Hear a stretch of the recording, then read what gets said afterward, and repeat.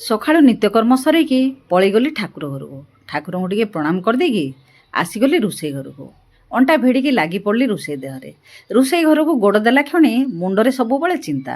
ଆଜି ଗ୍ୟାସ୍ର ଦର ବଢ଼ିଗଲାଣି ତ, କାଲିକି ପିଆଜର ଦର ବଢ଼ିଗଲାଣି, ତାପର ଦିନ ରସୁଣର ଦର ବଢ଼ିଗଲାଣି ତ, ତାପର ଦିନ ଆଳୁର ଦର ବଢ଼ିଗଲାଣି। ଏଇଭଳି ଦର ଉପରେ ଦର ବଢ଼ି ଚାଲିଛି। ଇଆଡ଼େ ହୋମ୍ ମିନିଷ୍ଟରଙ୍କର ସବୁବେଳେ ପ୍ରେସର ଦେଖି ଚାହିଁକି ଖର୍ଚ୍ଚ କର।